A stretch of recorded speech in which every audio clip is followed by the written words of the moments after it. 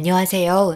저는 67세로 현재 아들과 함께 새로운 삶을 다시 시작하고 있습니다. 그동안 정말 제 자신이 한심하고 힘든 하루하루를 보내고 있었지만 아들이 올 때까지 이를 갈며 참고 있었네요. 왜 미련하게 참고 있었는지는 지금부터 제가 겪은 사연을 풀어볼까 합니다. 저는 10년 전부터 아들 집에서 살고 있었어요. 따로 살고 싶었지만 어쩔 수 없었죠. 남편과 함께 오래간만에 제주도 여행을 가려고 이른 새벽 공항으로 출발하던 도중 갑자기 트럭에 사용하는 판스프링 쇳덩어리가 날아오면서 남편과 충돌했어요.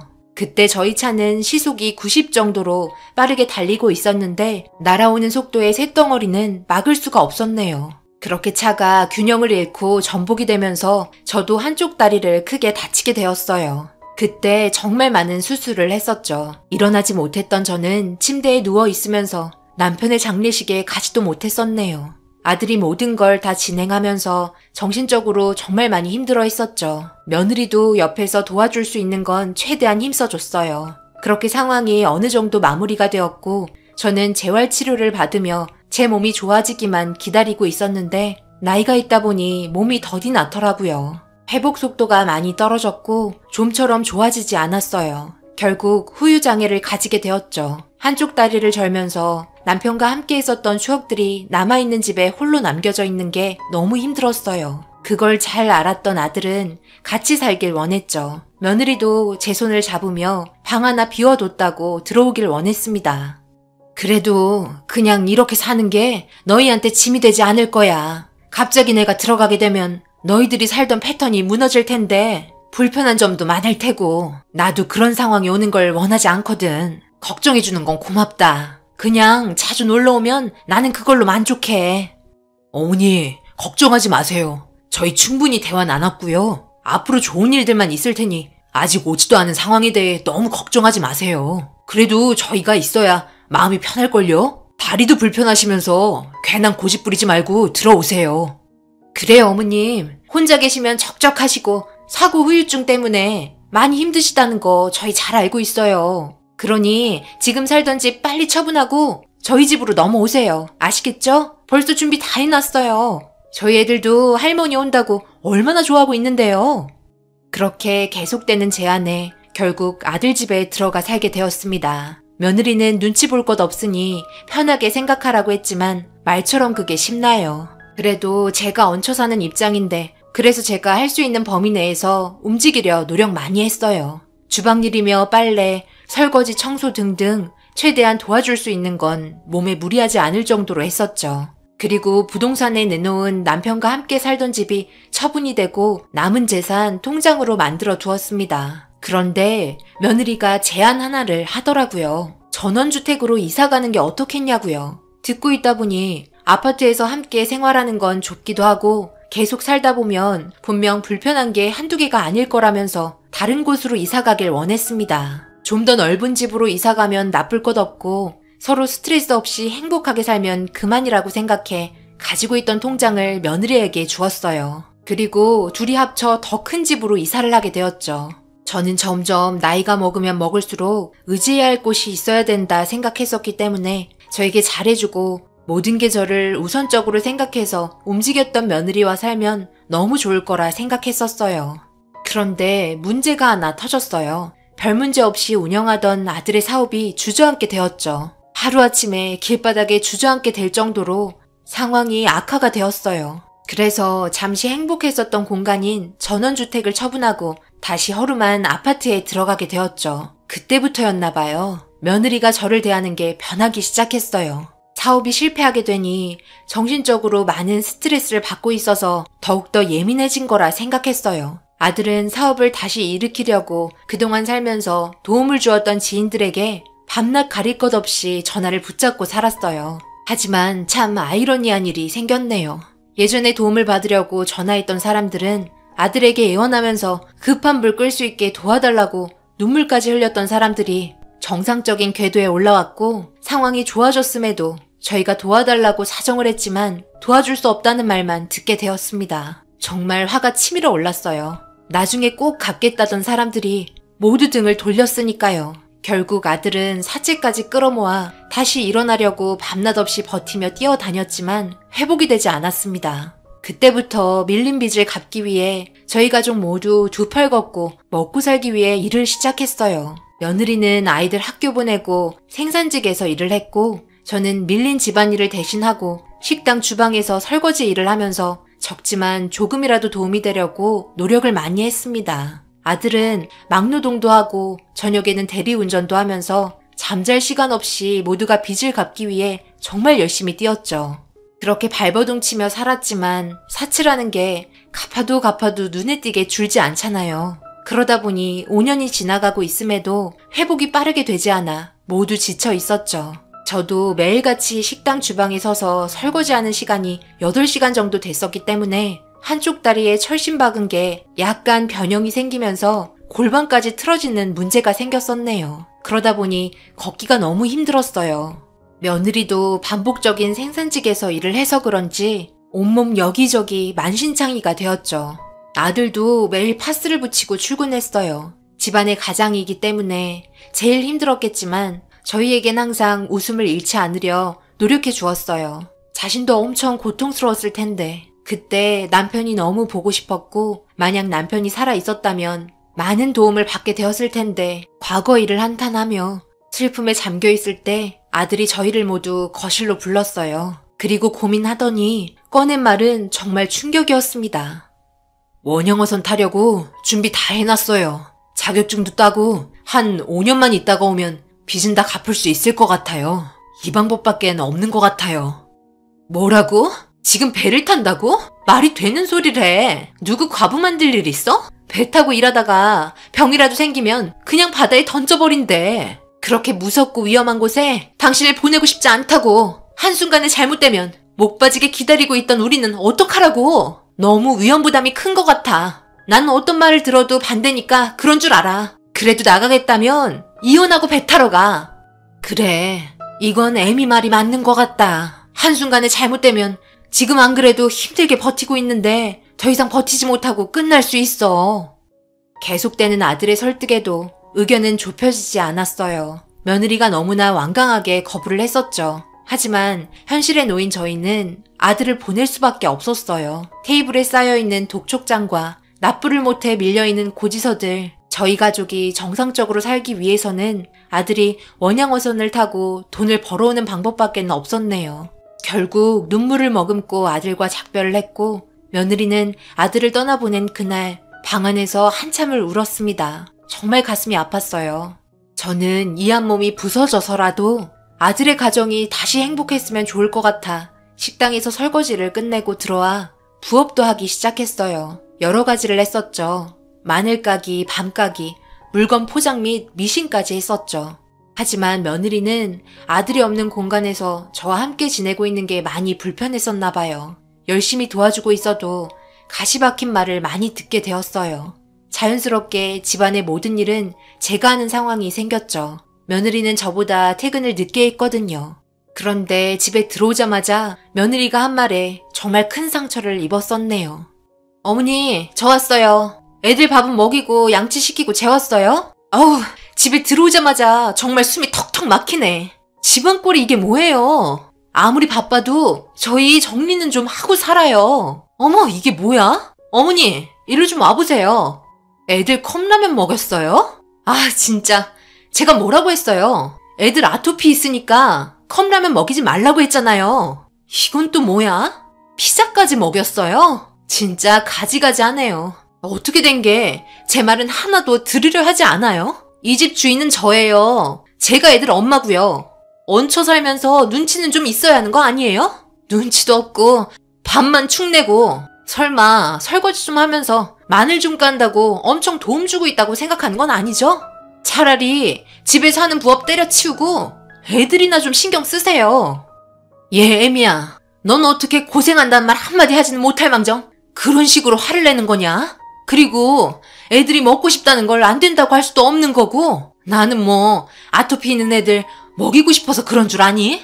나도 식당 일 막 끝내자마자 집에 들어왔는데 애들이 배고프다고 울고 있는데 급한 대로 일단 뭐라도 좀 먹여야 해서 어쩔 수 없이 먹인 거야. 매일 먹인 것도 아니고 몇 달에 한 번 먹인 건데 시애미한테 이런 식으로 말하는 게 서로 상처만 주는 거밖에 더 되니? 더 이상 말하고 싶지 않으니 씻고 들어가 자거라. 그리고 집안일 나 혼자 하는 거 아니고 같이 하는 거야. 나는 너희 집에서 살고 싶은지 알아? 너희들이 하도 같이 살자고 해서 집 처분하고 왔던 거고 그 돈들 너희들 빚 갚는데 다 쓴 거잖아. 그런데 얹혀 산다고? 밥만 축낸다고? 말버릇하고는 궁지에 물릴 때 진짜 성격이 나온다더니 서로 힘을 주는 말은 못해줄 망정 상처 주는 말을 그렇게 쉽게 하니? 제 말이 끝나는 순간 며느리가 갑자기 저에게 마늘 한 박스 까놓은 걸 제 얼굴에 던져버렸습니다. 저는 너무 놀라 비명을 질렀고 그때부터 며느리는 더 이상 제 며느리가 아니었어요. 엄청 예민해지고 신경질적으로 변해버렸네요. 그러다 보니 애들도 영향을 받게 되었어요. 며느리만 집에 들어오면 제 뒤에 숨기 일쑤였죠. 그렇게 하루하루 힘겹게 살면서 가끔 아들에게 전화 한 통 올 때면 정말 반가웠고 매일 하늘에 기도했어요. 제발 무사히 아들이 돌아와 달라고요. 그렇게 5년을 버텼습니다. 아들이 돌아올 날이 얼마 남지 않았었죠. 그동안 며느리와 서로 중내산해 하면서 동네 떠나갈 정도로 싸우며 버티고 하루에도 수십 번 눈물을 훔치면서 살아왔는데 갑자기 몸에 이상이 왔어요. 그날따라 식당에 손님이 많이 와서 설거지거리가 많았는데 애들도 밥 먹을 시간이라 급하게 정신없이 하던 도중 설거지하고 쌓여있는 접시를 무리하게 들었더니 한쪽 다리가 주저앉아 버렸습니다. 엄청난 고통이 뒤따랐고 결국 병원에 실려가는 사태가 벌어졌죠. 그리고 듣게 된 병명은 너무 장시간 다리를 쓰다 보니 안에 있던 철심이 뒤틀리면서 뼈와 뼈를 고정해주던 게 빠지게 되었다며 재수술을 해야 한다는 충격적인 말을 듣게 되었습니다. 그리고 한쪽 다리는 평생 사용하지 못할 것 같다는 믿지 못할 말도 듣게 되었죠. 식당에서도 나이가 있다 보니 그만했으면 좋겠다고 몇 번을 얘기했었지만 제가 무리하게 부탁하는 바람에 일이 커지고 말았어요. 그런데 며느리는 병실에 누워있는 모습을 보곤 한숨만 쉬면서 못마땅한 표정으로 돈 들어갈 일만 만들었다며 화를 내고 있었습니다. 그때 며느리 앞에서 눈물이 흐르고 말았습니다. 너무너무 서러워서 눈물이 흐르고 말았죠. 그냥 아무 말도 하고 싶지 않아 고개를 돌리니 저보고 수술비는 알아서 마련하라고 하곤 뒤돌아 가버렸네요. 그 말을 듣고 있던 식당 사장님께서 엄청나게 화를 내며 쫓아가려 했지만 제가 말렸어요. 혹 하나 더 붙인 것 같아 미안하기도 해서요. 식당 사장님께선 일하다 다쳤기 때문에 수술을 할 수 있게 지원해준다고 하셨고 그렇게 무사히 수술이 끝나고 휠체어 신세를 지게 되었죠. 일주일에 3번은 병원에 가야 하는데 여건상 그러지 못해 일주일에 1번 갔어요. 그것도 못 갈 때가 많았죠. 집에서는 거의 누워있게 되다 보니 그게 며느리 눈에는 가시였나 봐요. 주말에 같이 밥을 먹던 도중 일이 터지고 마음에 큰 상처를 받게 되었습니다.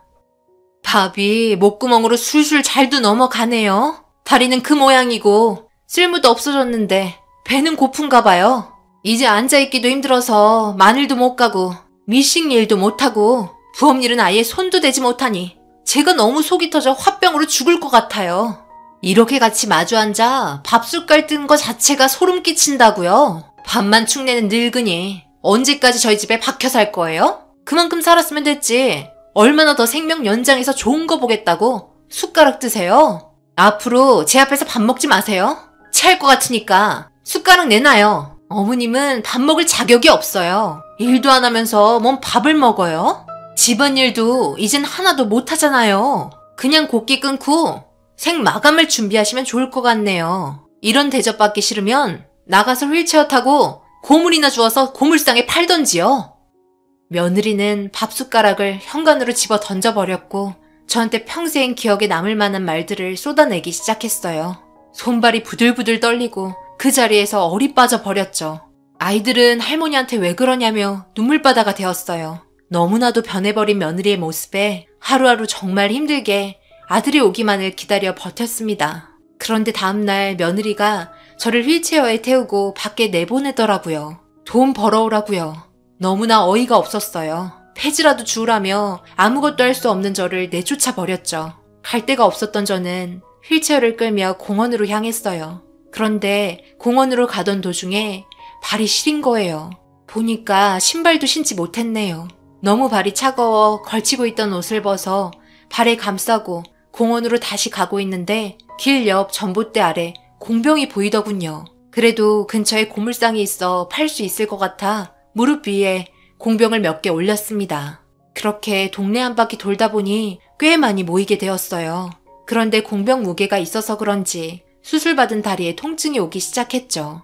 식은땀을 흘리며 고물상에 도착했는데 앞에 턱이 있는 걸 못 보고 넘어가다가 휠체어에서 균형을 잃고 넘어지게 되었죠. 공병은 깨져버리고 신발을 신지 못했던 발에는 무리하게 일어나다가 유리파편이 박히게 되었어요. 그 모습을 본 고물상 주인이 저에게 괜찮냐며 달려오고 있는데 그때 제 귀에 어머니! 라는 소리가 들렸고 휠체어에 넘어진 상태로 시꺼매진 발에 유리가 박혀 피를 흘리고 있는 모습을 본 아들이 급하게 달려왔네요. 보여주기 싫었던 모습을 들켜버려 저도 모르게 고개를 돌렸어요. 5년 동안 한 번도 아들에게 좋은 말만 했었고 혹시라도 일하다가 잘못될 수도 있을 것 같아 이쪽 일에 대해선 한마디도 안 하고 잘 지내고 있다는 말만 했었는데 이런 모습을 보이게 되니 너무나 가슴이 아팠습니다. 아들은 저를 업고 병원에 가서 치료를 받게 해주었어요. 그렇게 병원에서 아들과 나왔는데 너무나 반가웠네요. 보고 싶었던 아들이 건강한 모습으로 돌아와 그제야 긴장이 풀렸는지 그동안의 서러움에 푹푹 눈물을 쏟아내고 말았습니다. 아들이 원래 돌아오겠다고 약속했던 시간보다 3개월 일찍 들어왔어요. 조카가 좋아 일찍 일이 마무리되었다며 앞으로 좋은 일만 있을 거라고 저를 안심시켜 주었습니다. 그렇게 함께 집에 들어갔는데 며느리가 충격적인 모습을 하고 있었어요. 예전에 몇 번 저희 집에 찾아왔던 생산직 과장님이라고 하시던 분이 며느리와 함께 맥주에 치킨을 먹고 있었어요. 그런데 둘이 모습에 뭔가 이상한 기운이 맴돌았고 과장님이라고 했던 회사 사람은 아들이 잘 때 입고 있던 잠옷을 입고 있었네요. 그 옷은 며느리와 커플 잠옷이었는데 그걸 그 사람이 입고 있었다는 건 오래전부터 둘이 그렇고 그런 사이였다는 걸 확인할 수 있었죠. 5년 만에 돌아온 아들이 며느리의 그런 모습을 보게 되면서 양손에 들고 있던 검은 봉지를 떨어뜨렸습니다. 그 안에 있던 내용물이 밖으로 나왔고 잘 포장된 이쁜 옷들과 며느리가 엄청 좋아했던 호두 과자를 사왔었네요. 며느리는 아들을 보고 엄청 당황을 하면서 횡설수설했지만 부인할 수 없는 상황이었어요. 그리고 뒤이어 아이들이 들어왔어요. 그런데 자기 아빠를 보자마자 기분이 좋아서 날뛰더니 며느리에게 아저씨랑 둘이 잠시 있어야 한다고 PC방에 1시간 있다가 오라고 했다며 볼일 다 끝났냐고 물어보더군요. 더 이상 며느리가 했던 변명 들어볼 이유도 없었습니다. 아들은 엄청나게 화가 났는지 분노에 찬 목소리로 그 남자에게 달려갔고 며느리는 아들에게 무릎을 꿇더니 그동안 자기도 힘들었다며 눈물을 흘리기 시작했어요. 그리고 그 남자는 빠르게 옷을 갈아입고 밖으로 도망쳤고 아들은 법적으로 모든 걸 처리할 테니 기다리고 있으라며 그 남자에게 소리쳤어요. 어머니는 신발도 신겨주지 않고 밖에 내쳐놓고 저놈이랑 붙어먹는 동안 우리 어머니가 밖에서 뭐하고 있었는지 알아? 공병 주워서 고물상에 팔다가 넘어지는 바람에 유리파편에 발이 다 박혀버렸어. 그런데 너는 치킨에 맥주가 목구멍에 넘어가냐? 5년 동안 내가 전화할 때마다 뭐라고 그랬어? 엄청 잘 지내고 있고 매일 함께 외식도 하면서 좋은 곳 많이 데려다 드린다며. 그런데 우리 어머니 휠체어 타고 있네? 내가 원형어선 타고 오니까 걱정돼서 그랬다는 변명 하지 마. 우리 어머니가 고물상에 있는 모습 보고 상황은 이미 끝났으니까 당신이랑 이혼할 거고 저놈한테도 소송 걸 테니 그런 줄 알아? 당장 이 집에서 나가. 아들이 화를 내고 있자 무릎 꿇고 며느리가 용서를 빌었습니다. 그런데 아이들 둘이 똑같이 하는 말에 며느리는 짐 싸고 나갈 수밖에 없었네요. 매일 밤늦게 올 때 그 남자랑 차에서 내리며 뽀뽀하는 것도 다 봤었다며 아들이 원양어선 타러 간 이후부터 지금까지 몇 번을 봤다고 고백을 하였습니다. 둘 다 똑같은 말을 계속해서 반복하니 더 이상 숨길 수가 없었죠. 결국 아들은 며느리와 이혼을 했고 상간남에게도 소송을 걸어 위자료까지 모두 받아내었습니다. 몇 번을 찾아와 용서를 빌며 아이들이 보고 싶다고 했지만 아이들이 자기 엄마 보고 싶지 않다며 거부를 했어요. 그리고 그동안 제가 받았던 치욕스러운 것들 모두 아이들이 말해버렸네요. 절대 말하지 말라고 했지만 거짓말을 하지 못하는 애들이기 때문에 결국 모든 사실을 알게 되었죠. 지금은 그동안 있었던 빚 모두 청산하고 아들은 다시 일어나기 위해 열심히 일을 하고 있습니다. 비록 지금 제 몸은 이렇게 되었지만 아들이 무사히 돌아와서 정말 다행이네요. 그리고 아들에게 듣게 된 며느리의 소식은 더 충격이었습니다. 그 바람난 남자랑 새롭게 시작을 하려던 도중 새집에 들어갈 살림을 사려고 고속도로를 타다가 음주운전차에 부딪히면서 그 남자는 세상을 떠났고 며느리는 불구가 되었다네요. 생활이 힘들 정도로 심각하다는 말을 듣게 되었습니다. 사람이 살면서 못된 마음을 계속 가지고 있으면 결국 타 자신에게 돌아가는 것 같네요. 자기가 결정한 인생이니 어쩌겠어요. 받아들이고 살아야죠. 여기까지가 제가 10년 동안 겪었던 사연이네요. 모든 걸 다 표현할 수 없을 정도로 정말 많은 일들이 있었지만 그래도 지금 현재가 행복하면 그걸로 만족합니다. 제 사연 읽어주신 분들 항상 좋은 일만 가득하시고 하시는 일 잘 되시길 응원하겠습니다. 감사합니다. 오늘의 사연은 여기까지입니다. 댓글로 여러분들의 생각과 조언을 남겨주세요. 구독, 좋아요, 알림도 꼭 부탁드립니다. 저는 다음 영상으로 찾아뵙겠습니다. 감사합니다.